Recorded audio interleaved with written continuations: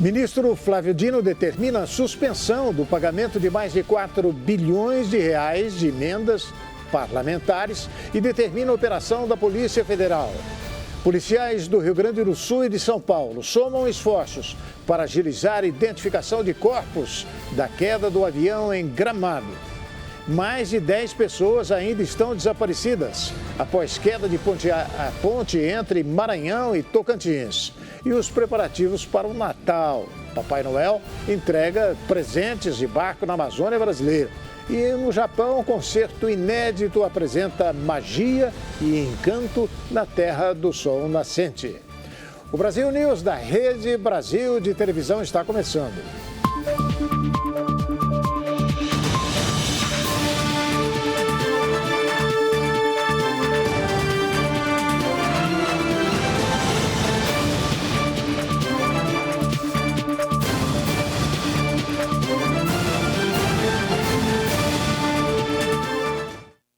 O ministro do Supremo Tribunal Federal, Flávio Dino, determinou a suspensão do pagamento de 4 bilhões e 200 milhões de reais em emendas parlamentares.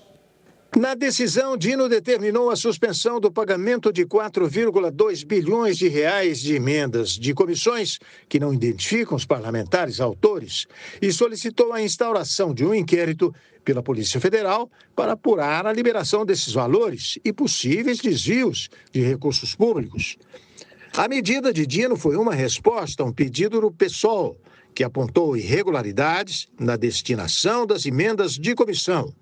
E é um novo capítulo da disputa entre essas verbas que levou a uma crise entre STF e Congresso nos últimos meses. O documento que pediu a liberação do dinheiro foi enviado no dia 12 de dezembro ao Palácio do Planalto pelo presidente da Câmara, Arthur Lira, e assinado por 17 líderes de partidos na casa. Dino determinou também que a Câmara publique em até 5 dias as atas das reuniões das comissões, nas quais as emendas foram aprovadas. Esses registros devem ser encaminhados à Secretaria de Relações Institucionais da Presidência, chefiada pelo ministro Alexandre Padilha, responsável pela relação do Planalto com o Congresso. Segundo o ministro, o pagamento das emendas não identificadas se torna ainda mais paradoxal diante dos recentes cortes de gastos promovidos pelos poderes executivo e legislativo. Essa liberação da verba só pode ser feita se as indicações seguirem os critérios de transferência definidos pelo STF em decisão no último dia 4. E quem tem todos os detalhes da decisão do ministro Flávio Dino é o comentarista do Brasil News, Ney Gonçalves Dias.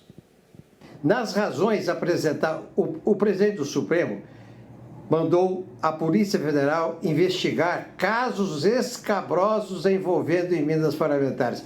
Vocês se recordam daquele cidadão que jogou dinheiro, 200 e tantos mil reais pela janela, quando a polícia chegou. O dinheiro vivo apreendido no carro, no Rio de Janeiro. E vários casos citados pelo ministro de distorção total das emendas. Inclusive de emendas que ninguém sabia quem pediu o dinheiro, para onde que o dinheiro foi parar, o que aconteceu com o dinheiro. Então, o ministro Flávio Dino mandou que a Polícia Federal investigasse tudo isso. Se concluir que tudo isso aconteceu, a situação fica grave para senadores e deputados envolvidos. Ponto. Acontece o seguinte, tem parlamentares, tanto da Câmara quanto do Senado, que acham que o governo é responsável por isso, que ele combinou uma jogada, uma dobradinha com o Dino. Depois que eles aprovarem lá, a gente não manda as emendas. Ninguém do governo até agora mencionou, não há nenhum indício de que o governo teria agido dessa forma. Mas eles alegam que o presidente Lula indicou o Dino para o Supremo, etc, etc, etc. Então agora os parlamentares querem me vingar do governo.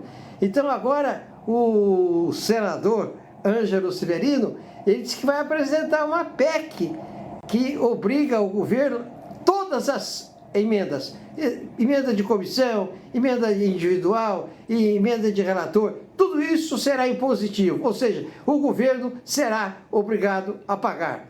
Só que o ministro Ângelo nunca leu a Constituição, porque isso é inconstitucional. Polícias do Rio Grande do Sul e de São Paulo trocam informações para acelerar a identificação das vítimas da queda do avião em Gramado. Os estados do Rio Grande do Sul e São Paulo trocam informações para tentar acelerar a identificação dos corpos das vítimas da queda do avião em Gramado na manhã de domingo. O impacto da colisão seguida de explosão danificou os corpos, dificultando a identificação feita de maneira mais simples. A tendência é de que o reconhecimento seja realizado por meio de exames de DNA ou arcada dentária, situação comum em desastres semelhantes. De acordo com o delegado Gustavo Barcelos, responsável pela investigação, os trabalhos estão adiantados. Já se sabe que entre os mortos estão o empresário e piloto Luiz Cláudio Galeazzi, 61 anos, dono da aeronave, o diretor da Galeazzi e Associados Bruno Cardoso Munhoz Guimarães e a esposa dele, Veridiana Natucci Niro. A esposa de Galeazzi, 3 filhas do casal e a sogra do empresário também estavam no voo, assim como 2 filhos de Guimarães e Veridiana. Todos eram de São Paulo. O grupo, que retornava de um passeio, embarcou no aeroporto de Canela e tinha como destino a cidade de Jundiaí, no interior paulista. A queda da aeronave ocorreu em uma área próxima à Avenida das Hortênsias, a menos de 2 quilômetros do centro do município, que é conhecido pelo turismo, especialmente na época do Natal. Outras 17 pessoas que estavam em solo precisaram ser levadas a hospitais da região, a maioria por inalar fumaça. De acordo com o governo gaúcho, a aeronave bateu contra a chaminé de um prédio em construção, atingiu o segundo andar de uma casa e também uma loja de imóveis que estava vazia. Destroços ainda atingiram a parte de um hotel. A maioria das 17 vítimas estava hospedada nesse hotel. E subiu para 41 o número de mortos em acidente na BR-116, em Minas Gerais. Subiu para 41 o número de mortos em virtude do acidente da BR-116, em Teófilo Otoni, deste sábado. A informação foi confirmada pela Polícia Civil de Minas Gerais em coletiva de imprensa. Segundo a instituição, 41 cadáveres deram entrada no Instituto Médico Legal de Belo Horizonte nesse domingo. 12 vítimas já foram identificadas e 2 devem ser liberadas.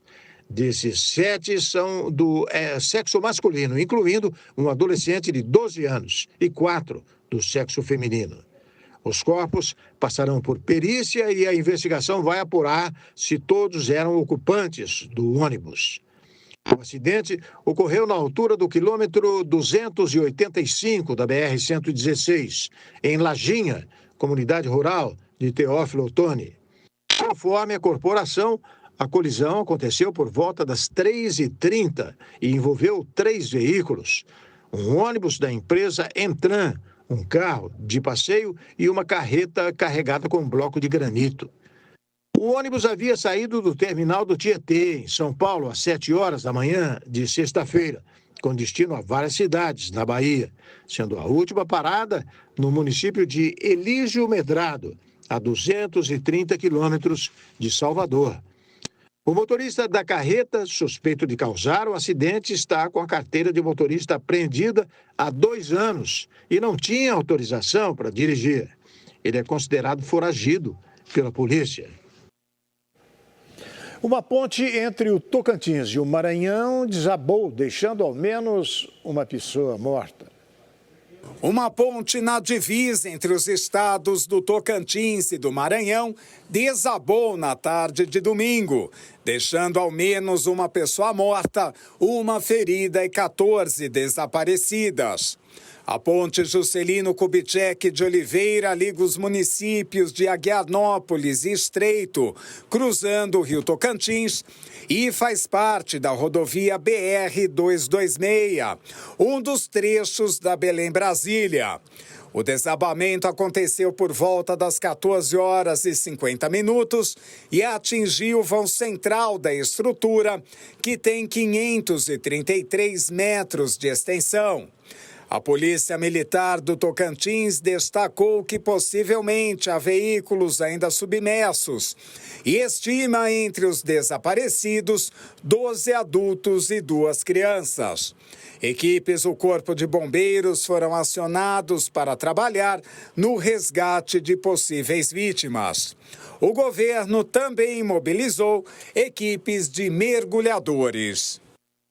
O presidente russo, Vladimir Putin, promete novos e mais intensos ataques à Ucrânia. O presidente da Rússia, Vladimir Putin, prometeu neste domingo mais destruição na Ucrânia. Durante uma cerimônia por videoconferência de inauguração de instalações de infraestrutura, o líder russo disse: quem quer que seja, e por mais que tentem destruir, enfrentarão muito mais destruição e se arrependerão do que estão tentando fazer em nosso país. Um dos participantes da videoconferência era o líder local do Tartaristão, região onde fica Kazan, cidade a quase 1.000 quilômetros da fronteira atacada na véspera. A Rússia acusou Kiev de executar um bombardeio em larga escala com drones que atingiram um bloco de apartamentos de luxo sem nenhuma vítima relatada. Nós juntos seguiremos em frente. Não apenas restauraremos o dano que alguém está tentando nos causar, mas avançaremos em um ritmo ainda maior, assim como agora. Vamos desenvolver a rede viária, a construção urbana e construir moradias. Putin já ameaçou atacar o centro de Kiev com um míssil balístico hipersônico em resposta aos ataques ucranianos em território russo. O Ministério da Defesa de Moscou afirmou que os ataques contra instalações de energia ucranianas nas últimas semanas foram uma resposta ao uso pela Ucrânia de mísseis fornecidos por potências ocidentais para atacar o território russo. O Papa Francisco voltou a criticar a guerra no Oriente Médio e condenou o bombardeio de crianças em Gaza. O Papa Francisco condenou a crueldade de um ataque aéreo israelense na faixa de Gaza, no qual morreram, segundo os serviços de resgates locais, 7 crianças de uma família palestina. Durante uma audiência com membros da Cúria, o governo da Santa Sé, o pontífice argentino, disse: ontem, crianças foram bombardeadas. Isso é crueldade, isso não é guerra. Quero dizer isso porque toca meu coração. Na sexta-feira, a Defesa Civil de Gaza relatou que 10 integrantes da mesma família, incluindo 7 crianças, morreram em um ataque aéreo israelense em Jabalia, no norte do território palestino. O exército israelense afirmou que o balanço comunicado pela agência de Gaza não coincide com as informações das forças militares do país, acrescentando que o ataque mirou terroristas que operavam em uma estrutura militar do movimento Hamas e que representava uma ameaça. Em uma reação posterior, a chancelaria israelense acusou o Papa de adotar uma dupla moral. O comunicado afirma que os comentários de Francisco são particularmente decepcionantes, porque estão desconectados do contexto real e concreto da luta de Israel contra o terrorismo jihadista.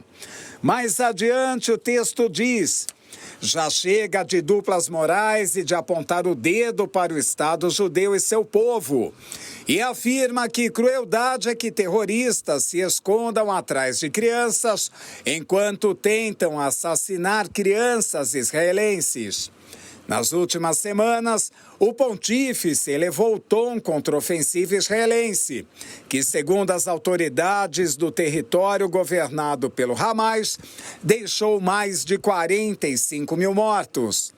O líder católico também publicou um livro em novembro, no qual pediu uma investigação com atenção para saber se a situação em Gaza corresponde à definição técnica de genocídio, uma acusação rejeitada com veemência por Israel. E a seguir, líder indígena acusado de incitação a atos democráticos é preso na fronteira entre Brasil e Argentina. O Brasil News volta daqui a pouquinho. Até já.